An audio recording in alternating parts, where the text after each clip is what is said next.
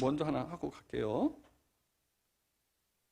30번 한번 이제 문제 30번이요. 한번 봐주세요.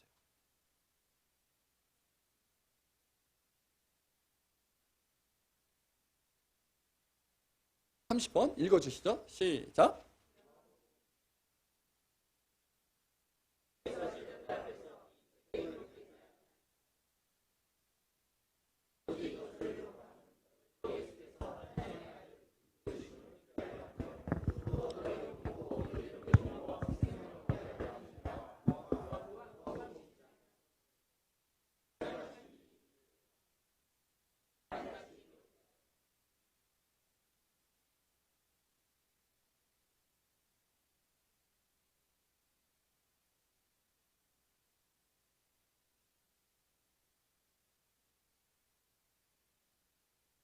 자, 요한복음 20장하고 요한복음 21장이 나오는 이 두 구절은 성경을 우리가 성경의 내용이 어떤 것인지를 알려주는 굉장히 중요한 키와 같은 열쇠 같은 구절인데요.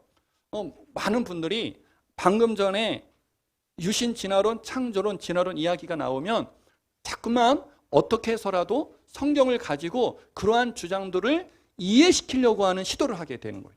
근데 우리가 여기서 놓치면 안 될 게 있는데 성경은 우리가 궁금해하는 모든 것을 가르쳐주고 있지 않습니다. 그 성경은 어떤 내용을 중심으로 기록이 되어 있는가? 여기 보니까 우리가 구원받고 믿음을 갖기 위해서 필요한 그 정도 안에서 성경은 기록되어 있는 거예요. 그래서 디모데후서 3장에서도 성경에 대해서 설명을 하면서 뭐라고 하고 있죠? 성경은 지혜를 주는데 어떤 지혜예요? 구원의 지혜와 구원받은 사람이 어떻게 살아야 되는가에 대한 지침에 대한 지혜예요. 그러면 그 이해 내용은 하나님은 우리가 알 필요가 있다는 거예요, 없다는 거예요? 그러므로 우리는 성경이 사람이 궁금해하는 모든 것들을 알려주고 있다라고 하는 이 생각에서 벗어나야 돼요. 그래서 저는 창세기 1장 1절의 태초라는 것을 단순하게 우리는 접근할 필요가 있다. 그것이 또 하나 이제 중요한 사항은 세상은요 피조물과 하나님을 구분하잖아요. 그죠? 피조물과 하나님을 구분하는데 하나님은 어떤 분이시냐라고 할 때 하나님은 그 무엇에 의하여 시작이 되신 분이 아니다. 그거예요. 자, 하나님은 그 무엇에 의하여 시작되신 분이 아니다. 그러면 하나님 외에는 뭐죠? 다 시작이 있는 거죠. 시작이 있는데 그 시작은 누가 만드신 거냐? 하나님이 만드신 거다.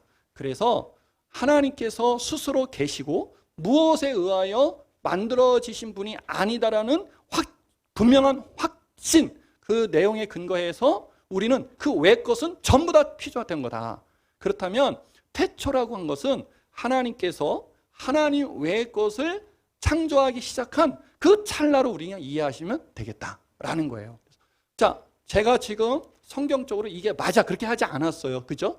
사실은 성경에 나오는 많은 내용이 우리가 궁금해한 것을 충족시켜 줄 수 없다. 왜? 하나님이 그것을 목적하고 있지 않기 때문이다. 하지만 우리가 알 수 있는 건 뭐냐? 존재하는 것과 그 존재하는 것에 의해서 시작된 것을 구분할 수 있는데 하나님이 태초에 그것을 하셨다고 하시니 태초가 적어도 모든 하나님 외의 것이 창조되는 그 시점이 태초다라고 말하고 있다라고 생각하시면 되겠다라는 말씀 드려요. 자, 우리 2번으로 가겠습니다. 일단 제가 이단들이 어떤 단어, 어떤 구절을 이렇게 즐겨 사용하는가 소개하는 입장에서 해 갈게요. 자, 2번 또 한 분이 해주시죠.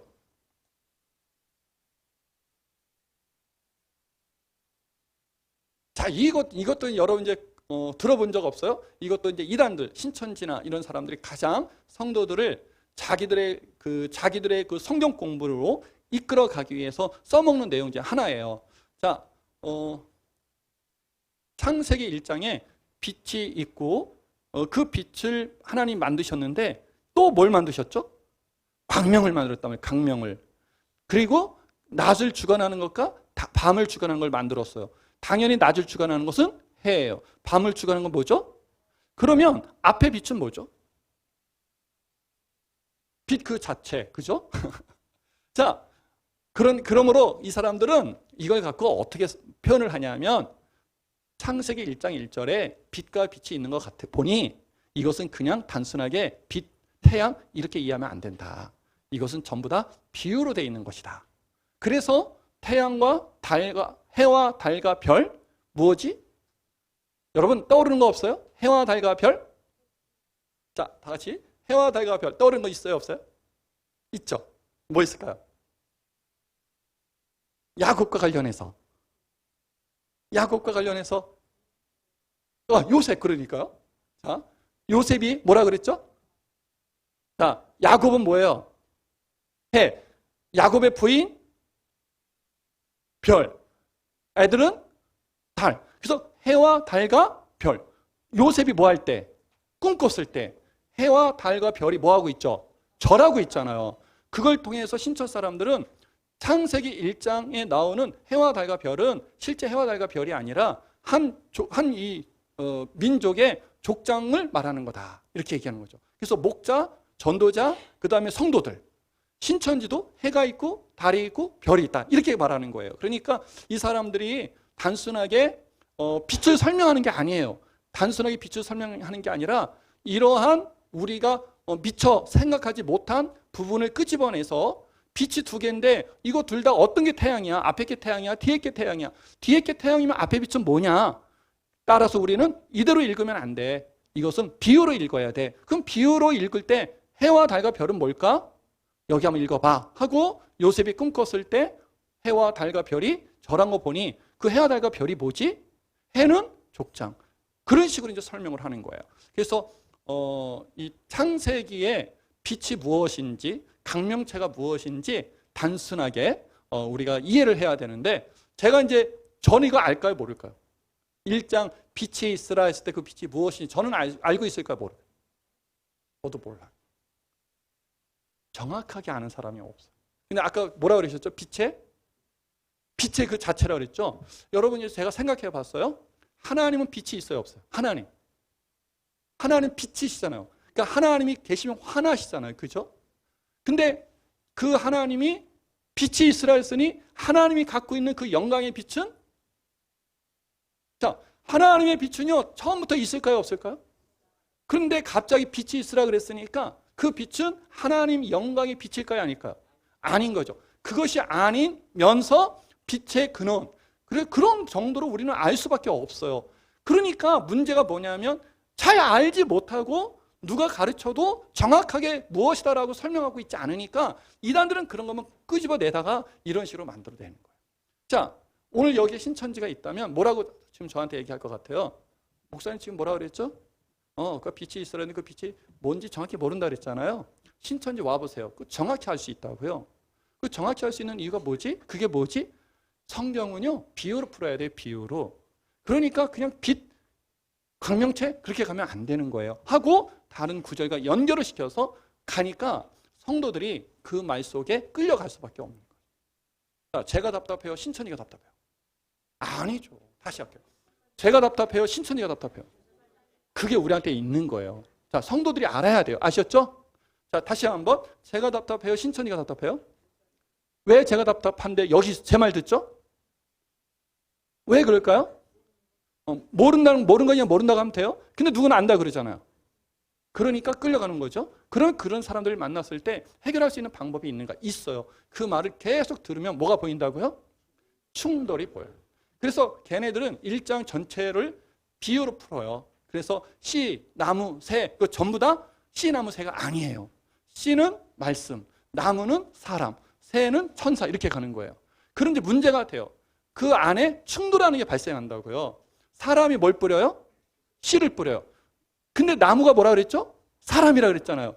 나무가 씨를 뿌려요? 이런 식이 돼버려요. 그러니까 충돌이 일어난다. 그러니까 우리가 완벽하게 알고 있지 않아도 얼마든지 그 이단들을 상대하여 그 사람들을 설득해낼 수 있다. 방법은 뭐다? 그 사람들의 충돌을 살펴보는 것이다. 그러니까 여러분 내가 충분히 어떤 내용에 대해서 아주 명확하게 그리고 시원하게 알고 있지 않는다고 해서 그것이 잘못된 건 아닙니다. 아셨죠? 자, 여러분 하나님은 전능하세요? 안 전능하세요? 하나님은 전능하시죠? 전능하시니까 여러분이 잘 아는 내용을 지금 잠깐 할 건데 모든 걸 뚫는 창을 만들 수 있어요, 없어요? 자, 하나님은 전능하시니까 모든 걸 막으실 수 있는 방패도 만드실 수 있어요, 없어요? 그럼 둘 다 누가 만들었어요? 그럼 그 두 개가 부딪혔어요. 어떻게 됐을까요? 그걸 우리는 뭐라 그러죠?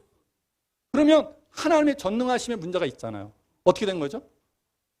그러니까 하나님의 전능하심은 그렇게 발휘되지 않습니다. 따라하세요. 하나님의 전능하심은 그렇게 발휘되지 않는다. 그럼 어떻게 발휘될까요? 하나님의 전능하심은 이런 거예요. 내가 하나님이 작정하셨으면 100% 해내시는 거예요. 그게 하나님의 전능하심이에요. 아셨죠? 시작. 작정하셨으면 100% 해내시는, 그게 작정인 거죠. 그게 전능하심이에요. 아셨죠?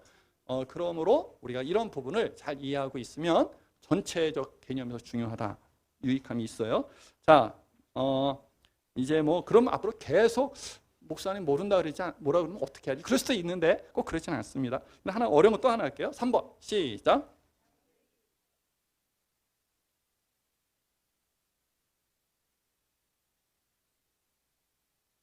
여러분, 우리란 누굴까요?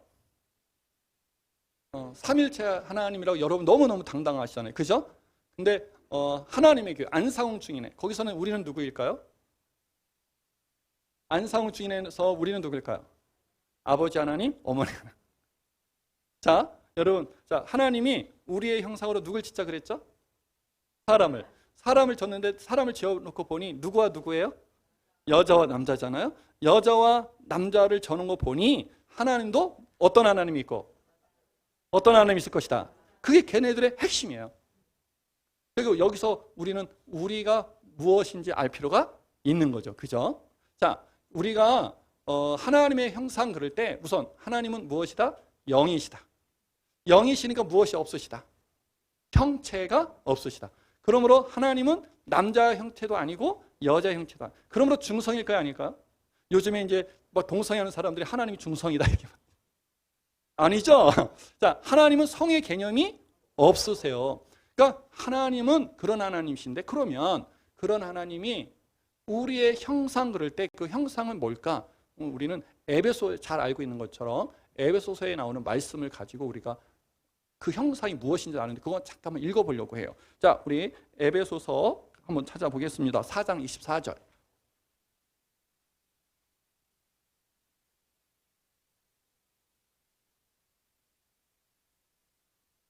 자, 에베소서 4장 24절 시작.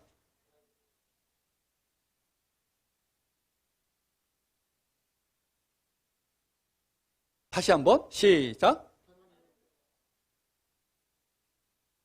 자, 누구를 따라?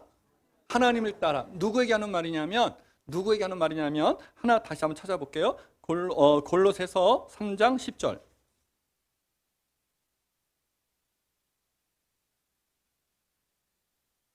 읽어봅시다. 골로새서 3장 10절 시작.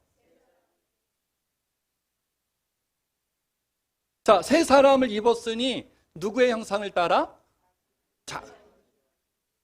자기를 창조하신, 우리를 창조하신 이가 누구예요? 하나님이잖아요. 그러니까 여기서 말하는 형상은 무엇인 걸 알 수 있어요. 하나님의 속성인 걸 알 수 있어요. 그래서 성도들에게는요, 하나님에게는 속성이 있거든요. 근데 사람들에게도 속성이 있어요. 근데 사람과 하나님이 함께 가지고 있는 속성을 공유적 속성이라고 그래요. 하나님만이 갖고 있는 걸 비공유적 속성이라고 그래요. 그러니까 하나님만이 갖고 있는 건 하나님만의 것인데, 하나님이 사람을 지을 때 그러한 같이 공유하는 속성을 갖게 하셨는데, 그것을 가리켜서 우리는 뭐라고 말하고 있냐면 형상, 이렇게 말하고 있는 거죠.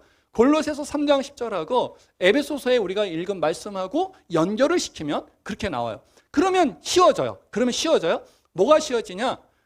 우리의 형상으로 짓자 그랬잖아요. 근데 골로새서 3장과 에베소 4장에서는 뭐라고 돼 있죠? 그분이 누구라고요?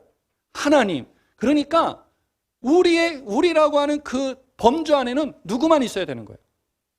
하나님만 있어야 돼요. 근데 왜 하나님을 복수로 표현을 했을까? 그건 하나님이 삼일체 하나님이시기 때문에 그러하다. 이렇게 정확한 거, 이건 정확한 거예요. 아셨죠? 자, 이해되셨죠? 이해되셨으면 바로바로 넘어갈게요. 자, 4번 시작.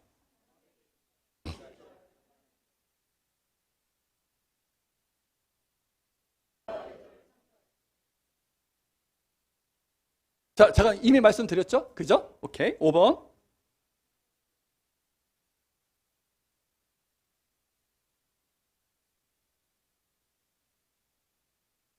자, 여러분, 여기 있을 거예요. 한번, 자, 이러므로 남자가 부모를 따나? 기억하시나? 여기서, 여기, 남자가 누굴까요? 이러므로 남자가 부모를 떠나 그의 아내와 합하여 둘이 한 몸을 이룰지로다. 이 창세기에서 그 아담이 하와를 만나서는 너는 내 뼈 중에 뼈요 내 살 중에 살이야 네 이름을 여자라고 하겠다. 그거거든요. 여기서 남자는 누구예요? 아담이잖아요. 근데 아담이 아니에요. 그러니까 이것은 대한민국 성도들에게 질문을 하면 거의 70% 이상이 아담이라고 해요. 자, 그럼 남자가 아담이면 어떤 문제가 있나 볼게요. 2장 24절 다시 한번 읽어봅시다. 이러므로 남자를 아담으로 치환해서 시작. 자, 여러분 우리가 말한 대로 남자를 아담이라고 해보니 아담한테 뭐가 있어요? 부모가 있어요. 이것을 이용하는 거죠. 이걸 뭐라고 말하면 이중 아담론이에요. 따라합시다. 이중 아담론. 이것 때문에 앞에서 말한 태초라고 한 질문을 제가 넣었던 거예요. 이유가 그래요. 자, 이중 아담론인 건 뭐냐면 아담과 하와가 첫 번째 사람이 아니다라는 거예요. 시작. 그러니까 아담과 하와가 아담과 하와 전에도 누가 있었던 거죠? 사람이 있었던 거죠. 사람이. 근데 아담과 하와 이전에 사람이 있었는데 그럼 아담은 뭐냐? 아담은 자, 하나님이 아담을 흙으로 만들어 놓고 뭐 하죠? 생기를 불어넣잖아요. 그 생기가 뭐라고 생각하세요? 그거를 말씀으로 연결을 해요. 그러면 많은 사람들 중에 무엇을 가진 자가 돼버려요? 말씀을 가진 자가 돼. 그러니까 말씀을 가지지 않은 자는 어떻게 되고? 구원 못 받고, 말씀을 가진 자는 구원받는 거죠. 그래서 말씀을 가지지 않은 자는 짐승 같은 사람이고 말씀을 가진 자는 사람 같은 사람이에요. 그러니까 말씀을 가지지 않았던 아담과 하와 이전의 사람들은 어떤 사람들이냐? 크로마뇽인 같은 사람. 이렇게 설명이 되는 거죠. 그러니까 우리는 크로마뇽이 있어요, 없어요, 여러분? 자, 기독교적 이 관점에서는 크로마뇽이 있어요, 없어요? 없어요. 원숭이도 아니고 사람도 아닌 거 있어요, 없어요? 하나님은 처음부터 어떤 걸 만들어놨죠? 완성품을 만들어놨잖아요. 근데 세상은 뭐가 있다 그러잖아요. 크로마뇽이 있었다 그러잖아요. 그렇게 믿는 사람들을 어떻게 설득할 거냐? 이렇게 설득하는 거죠. 너 모르는 게 하나 있어. 아담과 하와가 하나님이 만드신 첫 번째 사람은 아니지. 사실은 사람들이 그 전에 많이 있었어. 근데 그 사람들은 하나님의 말씀을 안 갖고 있었던 사람들이지. 말씀이 없어지니까 구원도 없는 사람들이야. 그 중에서 아담을 하나 선택해서 하나님이 뭘 줬다고? 생명을 줬다고, 말씀을 줬다고. 그래서 그 사람부터 하나님을 믿을 수 있는 자손들이 만들어진 거야. 이런 식으로 설명하는 거예요. 근데 그게 굉장히 그럴듯하죠? 근데 그 설명을 가능하게 만드는 게 이거예요. 아담과 하와가 부모가 있다? 그럼 큰일 나는 거죠. 왜? 우리 김 목사님 절대 아담과 하와가 부모가 있다라고 가르친 적이 없거든요. 그러니까 이제 머릿속에서 싸움을 해요. 김 목사님의 말씀이 옳을까? 이만희님의 말씀이 옳을까? 그 싸움을 하는 거죠. 근데 저쪽 말이 훨씬 와닿아요. 이 구절을 어떻게 하냐면 이렇게 하는 거죠. 다시 한번 읽어볼게요. 시작. 잘 들어보세요. 여기서 남자가 누구라고요? 자, 제가 지금 남자가 아담이라고 가르쳐 줬어요? 안 가르쳐 줬어요? 누가 스스로 말한 거예요? 여러분이.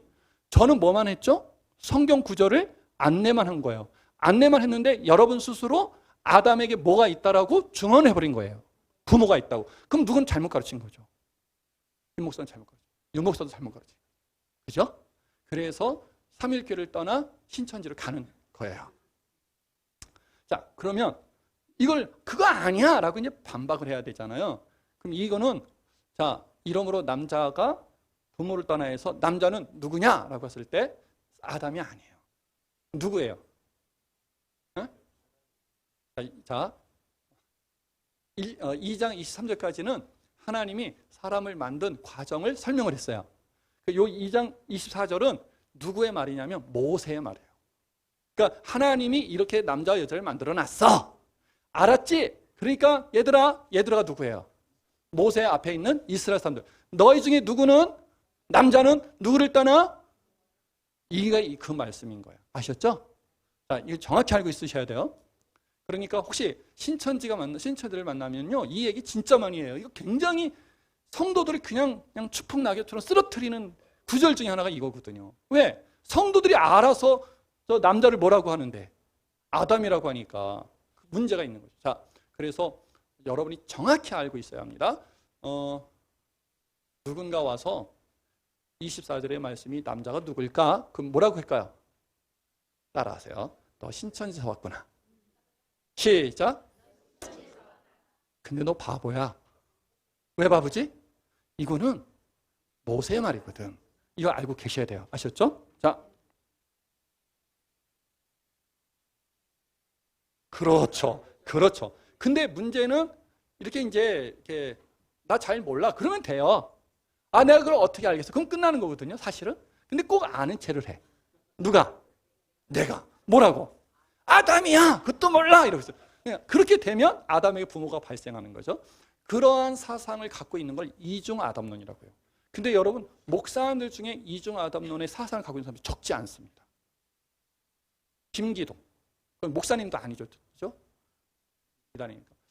이건 나가나요? 혹시? 유튜브 같은 거 나가요? 아, 나가요? 조심해야 돼요. 유튜브로 안 나가면 훨씬 재미있게 막 얘기를 해주고 싶은데 요즘에 그게 좀 그래요. 자, 6번. 창세기.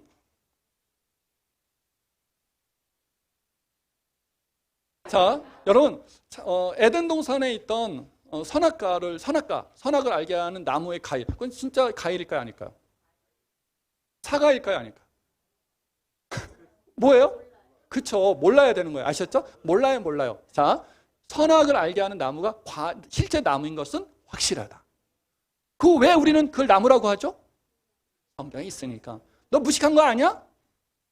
어떻게 무식하게 그렇게 말을 해? 성경에 있다고 그냥 나무라고 알면 되겠어? 자, 뭐라고 하실래요? 훌륭해요. 근데 좀 자, 할 말이 없어졌잖아요, 제가. 목소리 아름다운 분들 계속 말씀하세요. 자, 7번. 시작.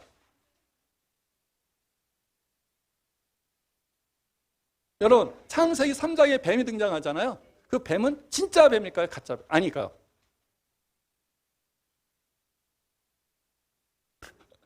그냥 괜찮아요. 한 말씀만 크게 말씀하시면 돼요. 자, 창세기 3장에 출현하고 있는 뱀은 진짜 뱀이다, 아니다? 진짜 뱀이에요. 그죠? 근데 뱀이 뭐 하죠? 말을 하잖아요. 그게 뱀이 말을 하면 지금도 말하는 뱀이 있어야 돼요, 없어야 돼요? 있어요, 없어요? 그러니까 그 뱀이 진짜 뱀이 아니에요? 그럼 뭐예요? 아까는 진짜 뱀이라 해놓고. 자, 여러분 진짜 뱀이에요. 아셨죠? 진짜 뱀이에요. 그러면 그거 말고도 말하는 동물이 있어야 되잖아. 그랬잖아. 그죠? 있었을까요? 없었을까요?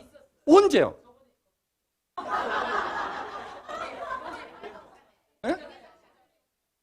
에덴 동산의 뱀 말고 낙이에요. 말씀 그쵸? 발람이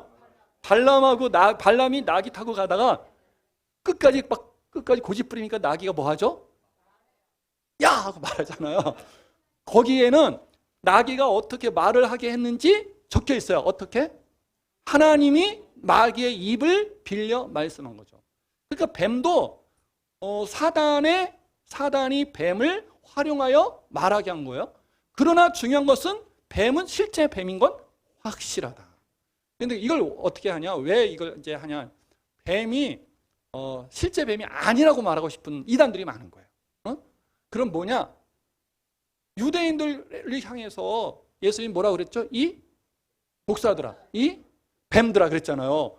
거기서 독사 뱀은 누구예요? 사람이에요? 뱀이에요? 사람이잖아요. 그러니까 창세기 3장 1절에 나온 것도 뱀이에요? 사람이에요? 사람이지. 그리고 어떤 사람? 사단의 사람. 이런 식으로 이제 말을 하고 싶은 거예요. 그러니까 우리는 확실하게 뭐다? 뱀이다. 그럼 그 사람들이 뭐라고 말한다고요? 아니, 뱀이 말을 했으면 말하는 뱀이 지금도 있어야지. 이 바보야, 그런 예가 있다고. 어디? 발람 한번 가보자. 발람하고 타고 가던 나귀가 뭐하고 있다고? 어떻게 말을 했다고? 그 이 뱀은 어떻게 말을 했을까? 사탄의 이용을 당했겠지. 이렇게 하는 거. 아셨죠? 자, 우리가 이제 8번 시작.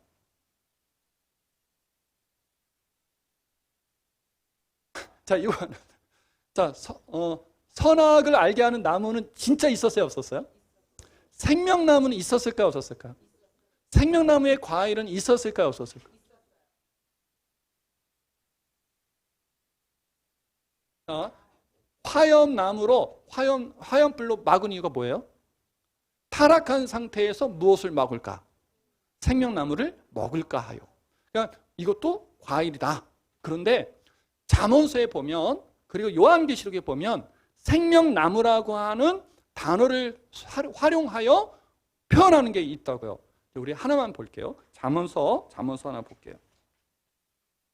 3장, 잠언서 11장 30절 하십시다. 11장 30절. 읽어봅시다. 잠언서 11장 30절. 시작. 자, 의인의 생명나무는 무엇이다? 다시, 의인의 열매는? 그 다음에 거기서 보니까 뭘 갖다 생명나무라고 했어요? 의인의 열매. 의인의 열매. 그러니까 또 하나만 더 봅시다. 13장 12절. 시작. 자, 13장 12절. 시작.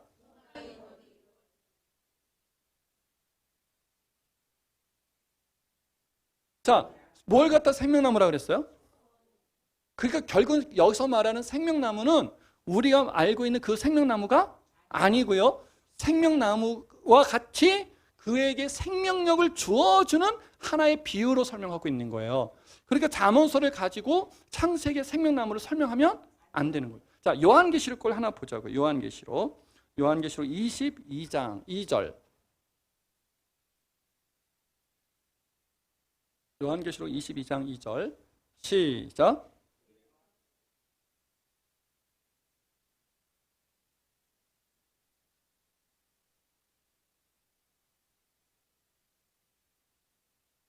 여러분, 이곳이 어디예요, 지금? 천국이죠. 여러분, 이제 한번 따라해 주세요. 하나님 나라, 하늘 나라. 여러분, 같아요, 달라요? 어떻게 다를까요?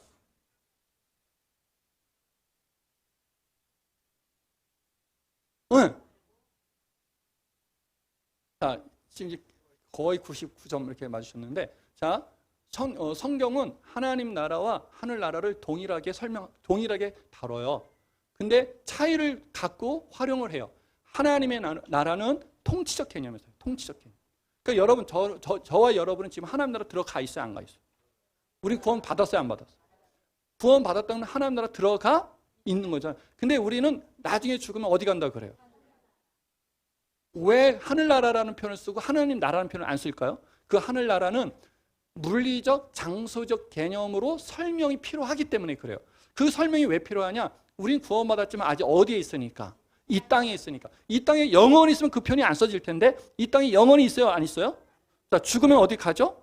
어딘가 가잖아요. 그것을 표현하기 위해서 하늘나라. 근데 이 하나님 나라와 하늘나라가 굉장히 중요한 표현이에요. 왜 그러냐면 여러분, 질문 하나 할게요. 구원을 받았어요? 앞으로 구원 받을 거예요? 근데 성경에 보니까 구원을 이루어 가라고 하는 데가 있어요, 없어요? 구원을 이루어 가라는 얘기는 구원을 받았다는 얘기예요, 아직 못 받았다는 얘기예요? 이것이 이제 그 하나님 나라와 하늘 나라로 설명이 되는 거예요. 하나님 나라에 이미 들어왔다라는 개념, 우리는 이미 구원을. 근데 하늘나라 가는 건 아직 갔어요, 이 땅에 있어요. 그러니까 그 나라 가기까지는 구원을 이루어 가라, 이렇게 표현하고 있는 거죠. 그러니까 이런 내용을 꼭 알고 계시면 좋을 것 같아요. 자, 그런데 22장, 요한계시록 22장 2절 다시 한번 읽어볼게요. 시작. 자, 여기서 표현하고 있는 곳은 천국이에요. 그러니까 이미 어디 들어간 거죠? 하늘나라에 들어간 거죠. 그러니까 뭐가 필요 있어요, 없어요? 이 땅에서 구원받지 못한 상태에서 먹어야 되는 생명나무 과일과 동일하지 않아요? 동일하지 않지요. 그래서 생명나무라고 하는 독특한 나무에 대한 실제적 모형은 창세기밖에 없어요. 나머지는 그 생명나무가 가지고 있는 개념을 가지고 비유적으로 설명을 하고 있든지 이미 생명을 가진 천국에서의 삶을 설명할 때 쓰고 있을 뿐이다. 그래서 창세기의 생명나무 과일도 실제 과일이다. 아셨죠? 자, 9번.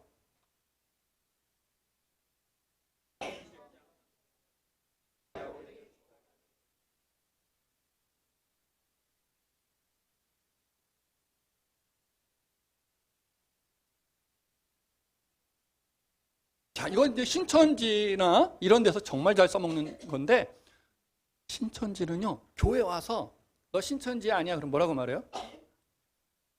안색 하나도 변하지 않고 나 아니야. 이러고 있잖아요. 나중에 그게 밝혀졌어요. 너 왜 거짓말했어? 거짓말에 천국 갈 수 있니? 라고 하면 뭐라고 말하냐면, 거짓말에는 두 가지가 있지. 하나는 하얀 거짓말, 하나는 검은 거짓말. 하얀 거짓말은 하나님께서 하게 허락하셨지. 예를 들어줄까? 야곱 같은 경우 봐. 야곱은 거짓말하고 축복 받았어? 못 받았어? 받았잖아. 야곱과 같은 거짓말 해야 돼, 말해야 돼? 자, 여러분, 야곱이 거짓말해서 축복 받았습니까? 아니요. 야곱은, 자, 다시 할게요. 야곱은 팥죽을 안 샀으면 하나님이 버렸을까요? 아닌 거예요. 야곱은 거짓말하는 과정 속에 자기가 쟁취하고 싶었던 것을 얻으려고 하지만 야곱이 쟁취하려고 한 것은 이미 하나님이 그에게 준 것이었어요. 언제? 태초에, 태 속에 있을 때 그랬다 그랬잖아요. 그죠? 태 속에 있을 때 하나님 뭐 했다 하셨죠? 선택했다 그랬잖아요. 그게 이미 줘버린 거예요. 근데 야곱은 그걸 몰라. 그걸 모르니까 뭐 하려고 해? 쟁취하려고 하죠. 쟁취하려고 하다 보니 뭘 했어요? 거짓말. 그 덕택을 봅니까 안 봅니까? 그는 평생을 그걸 갚아야 돼요. 그 인생이 얼마나 고달픕니까? 그죠? 이제 그건 이제 목사님한테 더 배우십니다. 자, 그러니까 야곱, 그 신천지들 그렇게 말해요. 야곱이 거짓말하고 복 받은 것처럼 이 거짓말은 해도 돼. 다시 말하면 신천지로 미혹돼 간 사람을 다시 삼일교회로 보내. 그 삼일교회로 가는 사람은 염려가 되잖아요. 나보고 가서 거짓말하라고? 이 사람아, 사람을 살릴 수 있는 거짓말은 하나님이 허락한 거야. 그럼 와서 떳떳이 나는 신천지 아니야 하면서 이제 하는 거죠. 자, 옆에 사람 혹시 확인해 주세요. 신천지 아니야. 있어요, 없어요? 없으니까 더 의심스럽잖아요. 왜? 신천지 그만큼 거짓말을 잘하거든. 자, 10번. 시작.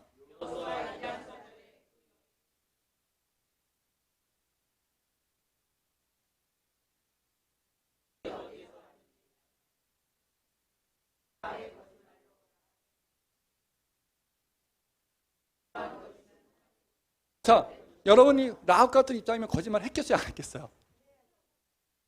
그 거짓말해서 라합의 집이 어떻게 됐죠? 그러니까 이 거짓말을 해야 돼요, 안 해야 돼요?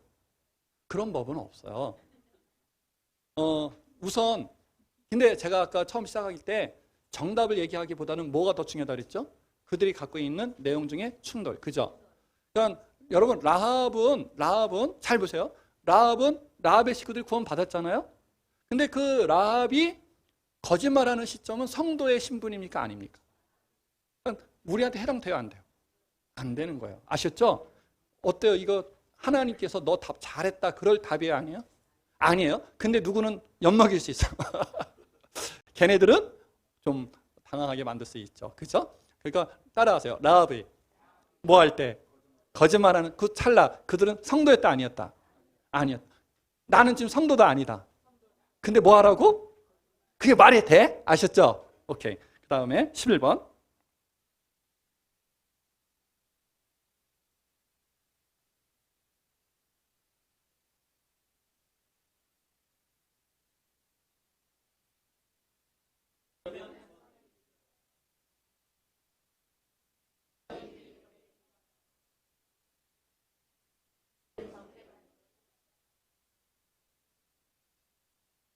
자, 이거 이제 신천지나 이 이단들이 굉장히 좋아하는 말인데, 누구도 거짓말 했다고, 시작. 누구도. 바울도 거짓말 했다고요, 바울도. 그러면서 제시하는 게 로마서 3장 7절부터 말씀이에요. 여러분, 이거 바울이 거짓말 하라는 거예요, 말라는 거예요? 이 내용은 뭐냐면, 어떤 사람들이 내가 그렇게 거짓말 해서 하나님의 영광을 풍성하게 드러낼 수 있으면 거짓말해도 괜찮아 라고 말을 했다고 하는데 그들은 정죄받아 마땅하다. 그러니까 다시 말하면 거짓말한 것을 야단치고 있는 거예요. 아셨죠? 근데 이상하게 이 본문을 가지고 바울이 거짓말했다고요 라고 이해하고 있는 사람들이 너무 많은 거예요.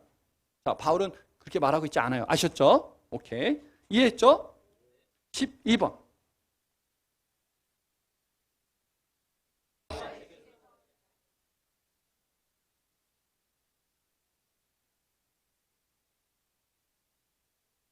자, 여러분 질문대로 이것들은 뭘까요? 여러분 이제 자신 있게 하셔요. 막 틀린 게 훨씬 좋아요. 자, 이것들이 뭘까요? 네? 몰라요. 참 좋은 답변이고요. 좀 아는 체 해보세요. 자, 지금 나왔는데 뭐라고 했죠? 지금? 여호와의 책이 뭐예요? 성경이잖아요. 그래서 이것들을 성경이라고 하면 어떤 일이 벌어지냐면, 자, 이것들을 성경으로 치환해서 읽어보자고요. 시작. 성경 가운데서 빠진 것이 하나도 없고 죄짝이 없는 것이, 그러니까 성경은 다 무엇이 있다 이렇게 돼요. 짝이 있다. 이것은 이단들, 모든 이단이 좋아하는 거예요. 다시 말하면 성경을요, 자 보세요. 이따가 확인할 건데 마태복음 13장 24절에 시가 나오는데 그 시는 뭘까요? 우리 아름다운 목소리 가지신. 자, 제가 이제 원하는 모습을 해줬어요. 뭔가 설명하려고 하시잖아요. 그죠? 그런데 여러분이 저한테 물어봐 주세요. 그 시가 뭡니까? 시작. 누가복음 8장 11절 읽어보세요. 이거예요. 그러니까 내가 뭘 찾아준 거죠? 아니고 짝을 찾아준 거예요. 짝을 찾아주니까 자, 마태복음 13장 24절에 시가 등장하는데 그 시는 뭘까요? 누가복음 8장 10절 읽어보세요. 가서 읽어봤더니 이 시는 하나님의 말씀이에요. 자, 여러분 시가 뭐예요? 제가 시가 하나님 말씀이라고 했어요, 안 했어요? 누가 스스로 시는 하나님 말씀이라고 했어요, 안 했어요? 누가? 그럼 여러분은 지금부터 시는 뭐가 돼버려? 이렇게 되는 거예요. 그게 신천지의 성경 공부 방식인데요. 신천지의 성경 공부 방식이 아니라 모든 교주가 있는 이단들은 다 이 방법을 택하는 거예요. 지금 저 감옥에 가 있는 신옥주도 비유. 여러분이 잘 아는 또 감옥에 가 있는 누구? 정명석도 비유. 통일교도 비유.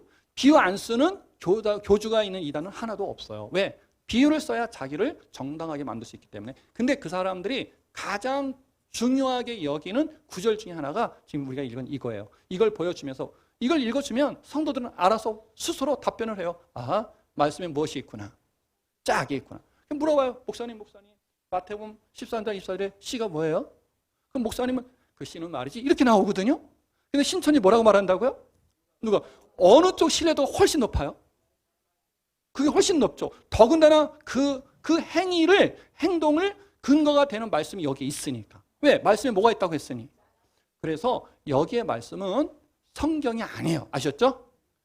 여기 이것들은 성경이 아니다. 시작. 여기서 이것들은 짐승입니다. 아셨죠? 짐승. 여기서 이것들은 짐승이에요. 아셨죠? 시작. 그러니까 자, 여러분, 하나님이 징계를 했어요. 그 땅이 항폐화가 됐다고요. 그러니까 그 항폐화한 곳에 사람이 살 수 있어요, 없어요? 짐승도 가축이 살 수 있어요, 없어요? 그럼 뭐만 살아요? 야생 동물들이 살 수 있잖아요. 사람 손이 안 가도 되는 그런 것들에 무엇이 없는지 봐라. 짝이 없는가 봐라. 그런 거예요. 자, 이거 어떻게 할 수 있냐? 여러분이 앞뒤의 문맥을 읽어보면 다 알 수 있는 내용이에요. 아셨죠? 이사야 34장 그 앞뒤의 문맥을 읽어보면 충분히 알 수 있어요.